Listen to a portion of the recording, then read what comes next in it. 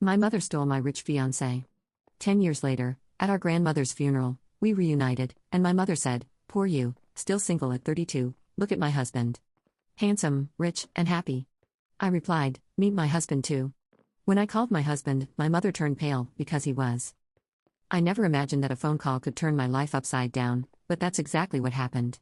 It was a crisp autumn afternoon in Chicago when I saw my phone light up with an unfamiliar number. I almost ignored it, but something told me I should answer. When I did, the voice on the other end was unmistakable, even though years had passed.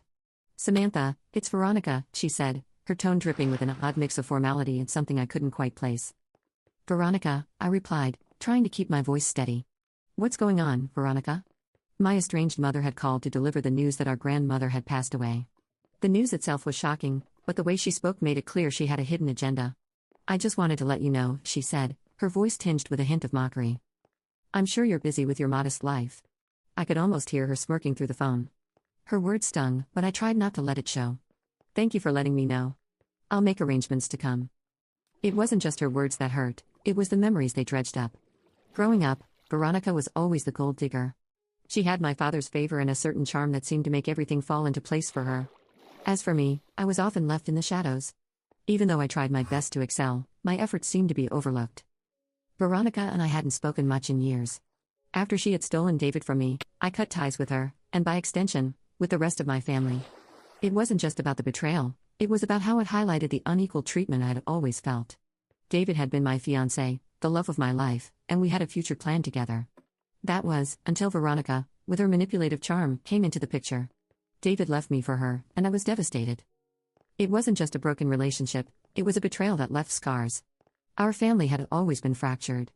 After my father learned that my mother stole my fiancé, he also left us, and that was the last day we heard from him. After the breakup, I chose a different path. I left my job as a school administrator to focus on raising my daughter, Lily. My husband, a supportive tech executive, loved me for who I was. We had a cozy home in the suburbs and a life that, while modest, was filled with love. Lily, our 6-year-old daughter, was a bright spot in our lives. She had a passion for drawing and even had a popular YouTube channel where she shared her artwork with the world. Despite the success in my personal life, the call from Veronica brought back a wave of old emotions. The thought of returning to the family home for the funeral filled me with apprehension. I hadn't been there in years, and the memories were bittersweet. Our grandmother had always been a beacon of kindness in our family. She was the one person who had supported me unconditionally. Her death marked the end of an era, and now, with Veronica's call, it felt like I was being dragged back into a world I had tried to leave behind. I spent the next few days preparing for the trip. The thought of seeing Veronica again filled me with a mix of dread and anticipation. It wasn't just about the funeral, it was about facing the family dynamics that had shaped so much of my life. I couldn't shake the feeling that there was more to Veronica's call than just the announcement of our grandmother's passing. When the day of the funeral arrived, I found myself standing in front of the old family home. The house looked exactly as I remembered it, unchanged, and yet somehow different. It was as if the walls held echoes of our childhood, echoes of laughter and fights, of dreams and disappointments. Inside, the atmosphere was heavy with grief and nostalgia. I saw familiar faces, some filled with sorrow and others marked by hidden agendas. As I moved through the crowd, I caught sight of Veronica. Her eyes scanned the room with a practiced indifference. She was surrounded by people who seemed to hang on her every word, her charm as potent as ever. I watched her with a sense of unease. Despite the years and the distance, it felt like we were still locked in the same old struggle. Veronica's presence was a stark reminder of the family dynamics that had always been a part of my life. In the middle of the ceremony, as the eulogies were being delivered, Veronica managed to corner me. "Samantha," she said with a smile that didn't reach her eyes, "it's been a while." I forced a smile in return. "Yes, it has. How have you been?" "Oh, she replied, her voice dripping with false sweetness, "life has been interesting." I could sense the undercurrent in her words, the same old rivalry that had never truly faded. As I looked at her, I realized that this reunion was not just about mourning our grandmother. It was about confronting the past, the betrayals, and the choices that had shaped both of our lives. Little did I know that this encounter would set the stage for revelations that would change everything I thought I knew about my mother and our family. The days leading up to the funeral were filled with tension and unresolved feelings. I tried to focus on my family, John, Lily, and our daily routines, but it was impossible to ignore the looming reunion with Veronica and the family I had distanced myself from. Update 1. On the day of the funeral, the air was thick with grief and unresolved emotions. The family home was filled with relatives and acquaintances, all paying their respects. The house, with its worn charm, seemed to watch over us like an old friend, holding secrets. The walls felt heavy with the weight of past arguments, laughter, and hidden truths. As I entered the living room, I felt Veronica's eyes on me. Her presence was as imposing as ever, her polished exterior masking the deep-seated rivalry that had always existed between us. It wasn't long before she approached me again, her smile now more genuine but still carrying an edge. "I've been meaning to catch up," Veronica said, her voice carrying a note of curiosity. "It's been a while since we've had a chance to talk." I forced a smile, trying to keep my emotions in check. "Yes, it has. How have things been for you?" "Oh, Veronica replied with a wave of her hand, "busy, but good. I'm sure you've heard from the family about how things have been for me." I nodded, though I wasn't entirely sure what she was referring to. The last I had heard from our relatives, Veronica was living a life of luxury in Los Angeles. The stories I heard seemed to paint a picture of success and perfection, but I knew better than to take them at face value. During the wake, Veronica made a point of flaunting her perceived success. She spoke of her life in Los Angeles, her upscale lifestyle, and her supposed achievements. It was as though she was trying to outshine everyone, to prove that her life was better than mine. I watched her with a mix of curiosity and irritation. I knew that beneath her confident facade lay a tangled web of lies and manipulations. It was hard to ignore how she spoke about David Parker, my former fiancé, and now her ex-husband. Her casual mentions of him, her attempts to show how unaffected she was by their failed marriage, felt like salt in an old wound. David had once been the center of my world. We had been planning a future together until Veronica, with her cunning and charm, had stolen him away. The betrayal had left me heartbroken and disillusioned. Seeing Veronica flaunt her life so casually was a painful reminder of the hurt I had tried to move past. That I decided to confront Veronica about the past, hoping to find some closure. As the crowd began to thin out, I pulled her aside into a quiet corner of the house. "Veronica, can we talk?" I asked, trying to keep my tone calm. She looked at me, her eyes narrowing slightly. "Of course. What's on your mind?" "I need to understand why," I said, struggling to keep my voice steady. "Why did you have to take David from me? What made you think you could just take him away?" Veronica's expression shifted from faux cheerfulness to something colder, more calculating. "Samantha, it's not about taking anything. David and I had our own connection. You just didn't see it. You manipulated him," I said, my voice rising with emotion. "You knew how much I loved him." She shrugged nonchalantly. "David made his own choices. You have to move on, Samantha. Life doesn't wait for anyone." Her dismissive attitude was infuriating. "You never understood, did you? It wasn't just about David. It was about how you always seemed to have everything handed to you while I was left struggling." Veronica's face hardened. "Don't blame me for your shortcomings. We all have our battles.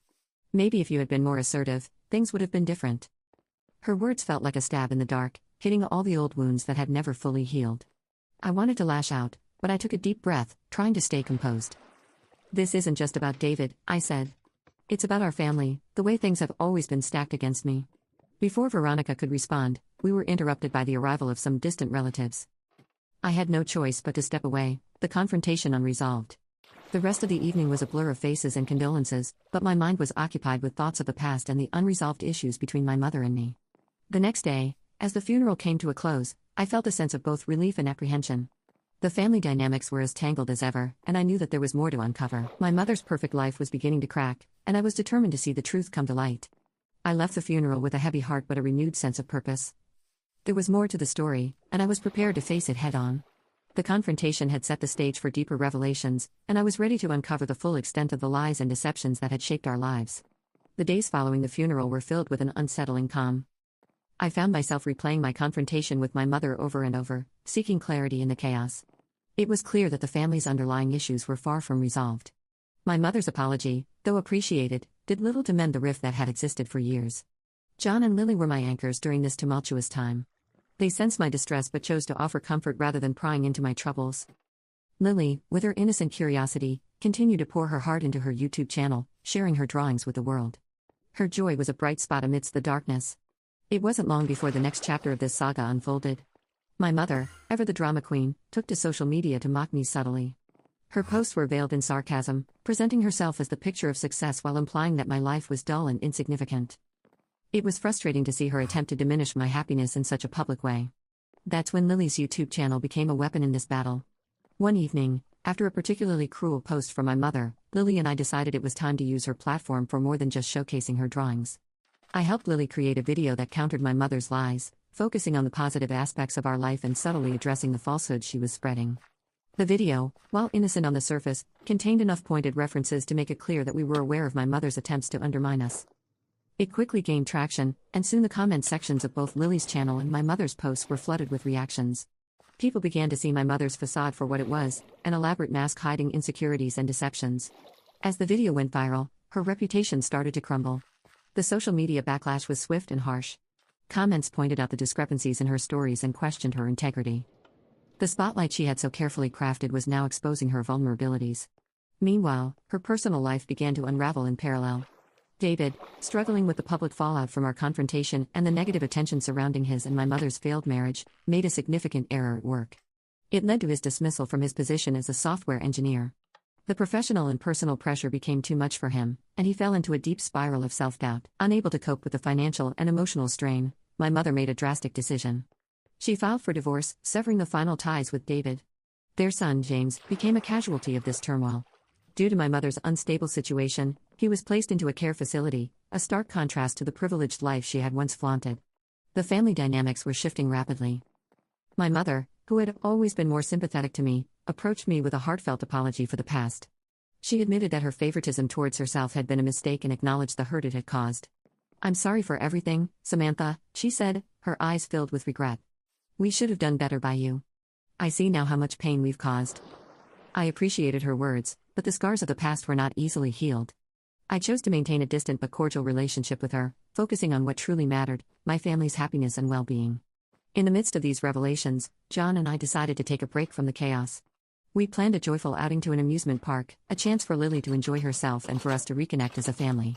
It was a reminder of the simple joys and the love we shared. The trip was everything we needed, a day filled with laughter and bonding. It reinforced the strength of our family and highlighted the content life we had built together. It was a much-needed respite from the drama, and it reminded me of the importance of moving forward with love and support. As we enjoyed the day, I realized that while the past had its shadows, the future held the promise of light. With my mother's downfall and the family's apologies, I felt a sense of closure. The journey was far from over, but for now, I could focus on cherishing the present and looking forward to a brighter future. The weeks after our trip to the amusement park brought a profound sense of calm. My life, once shaken by familial discord, was finding its equilibrium again. As I looked around at my little family, I realized how much we had grown through all the trials.